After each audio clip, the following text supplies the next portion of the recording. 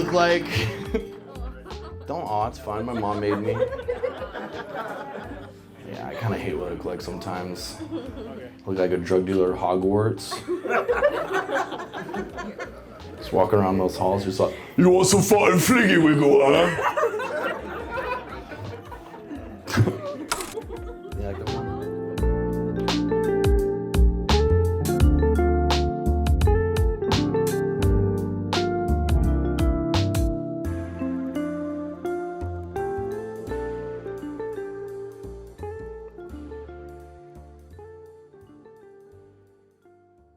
My name is Ethan Wallen. I'm 26 and I've been doing stand-up for 8 years. I'm Nathan Wallen, 26. What is your relationship like with your brother, like growing up?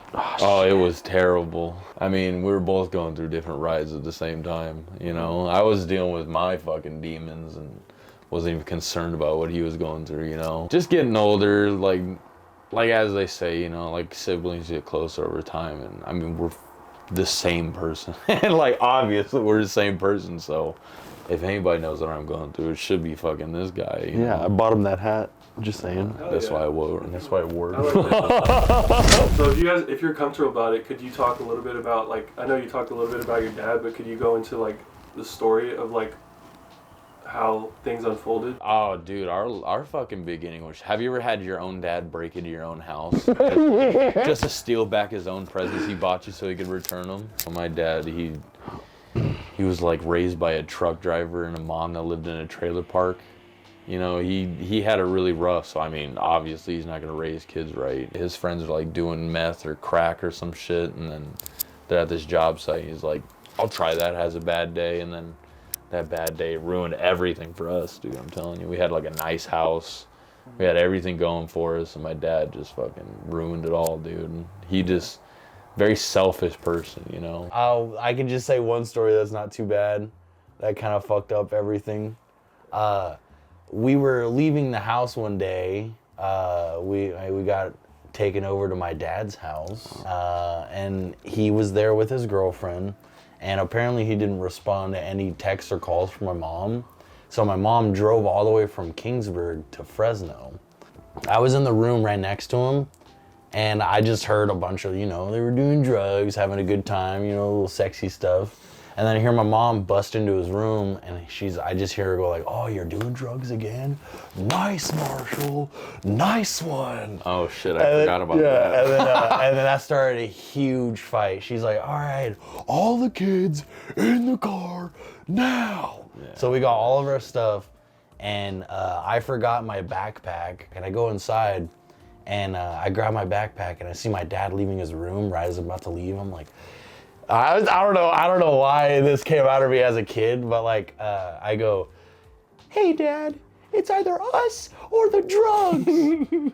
It was a weird feeling, just like, it was like the way I could describe it was like a shark when it sees like, when it sees bait in the water, it's like the eyes are all black, and he just turned around and walked back to his room, and that was one of the moments I was like, damn, dog, for real? This is real life right now? And I remember going in my car, like the Suburban, I was just like crying. Everyone was like, why you crying? Why you crying? I was like, I forgot something.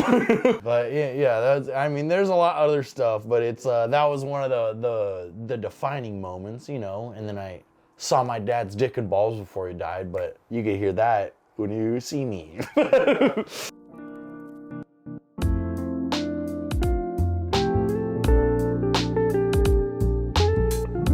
What are some thoughts that you have usually, like, before stand-up shows? Like, what's going through your mind before you get on stage? Be funny. You gotta be funny.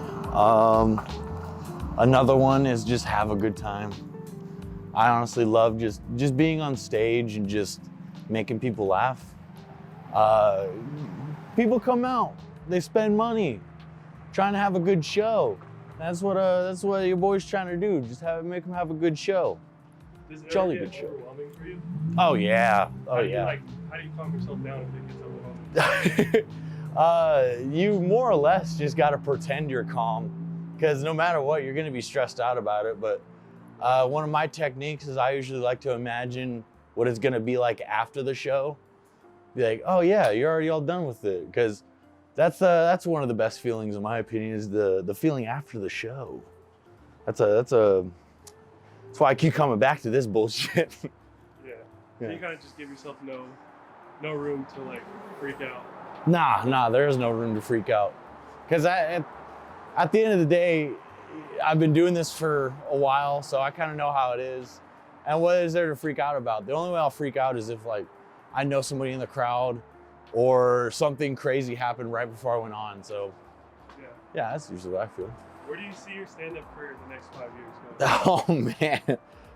Oh man, next 5 years. Have you thought about it? No? Hopefully on the road, doing some cool shows. Hopefully doing some cool stuff with Vince and Eric. Maybe having my twin brother on a show, maybe. Maybe start doing a headlining show or two. I think that'd be pretty cool. Where would you like to end up? Famous, doing cool shit. Like what city?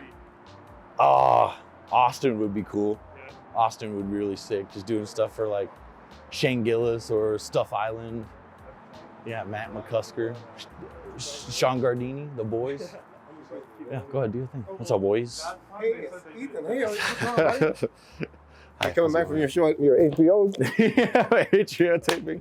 Yo, man, I like the jacket. Yeah, dude. Is this your new camera guy? Yeah.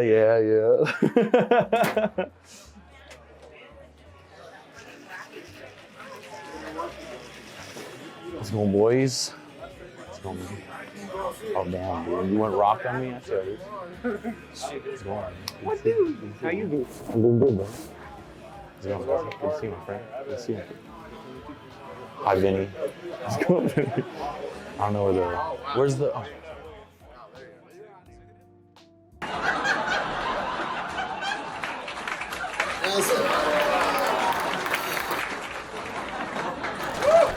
You look very beautiful tonight. I just want to tell you that. Did anybody tell you that today? Nope. Me neither. It's a bitch, right? Don't boo me. Yeah.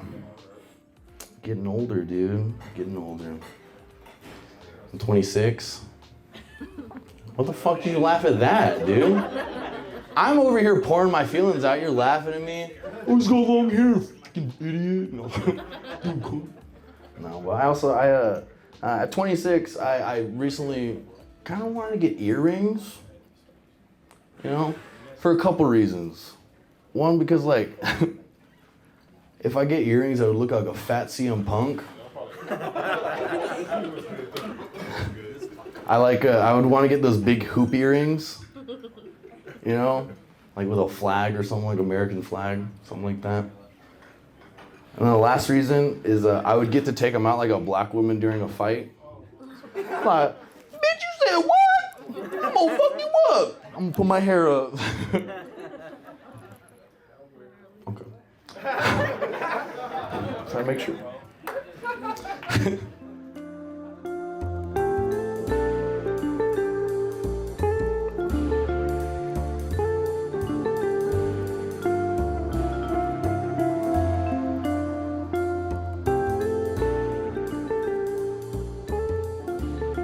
He's kind of a weirdo, so like a lot of times you see like a lot of comics kind of come out and do the same old thing over and over again.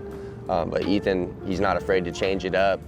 And then when he does change it up, you know, because it's something crazy that you haven't heard before, and you're like, man, I've never thought about whatever he's talking about in that way. And it's his personality just comes out in his jokes in a way that's like, it's unique because I would say he's a little more ballsy than a lot more people. Like, he's not afraid to take risks. He makes his performance very personal. Like, you're not going to copy his material because it's Ethan Wallen. You could tell it's him. It's very unique.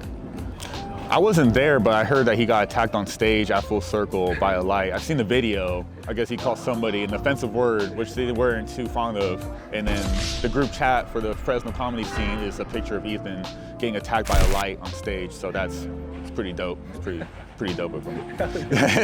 Well, one thing I would say is that he's not scared to take chances on stage. He's very in the moment, so like he'll go into material, but also mess with the crowd to get them engaged with it. Some of his concepts, you would be like, how do you even think about that? Like he'll go deep, like the Tony the Tiger bit. You're like, what the? Like, how do you think about that? And so that's what I feel like sets him apart. Just his energy on stage and his confidence, and also like just like having fun up there.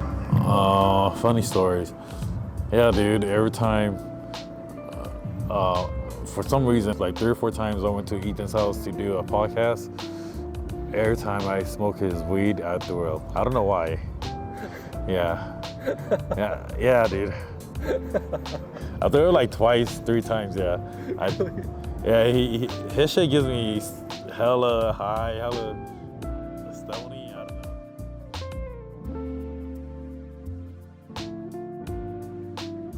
We're like Swiss Army knives, not just because we're white, you know, just Oh, fuck, man. I hate it. I call myself that too. Fuck. It's just because like we different experiences, you know, we've been through a lot. So I know that, I mean, no matter what happens on stage, Ethan's always gonna go back up there no matter what. He could be booed off. He can literally get a light thrown at his face and still be like, so you guys just don't want me there for how long? You know? And then shit like that, you know, he's just not gonna give up. If he would have gave up by now. At least that's what I hope so. You know, I hope that's like he just gets like 15 years and he's like, I'm just gonna call. It is like, I mean, fuck, if nothing happens, that's probably the best move.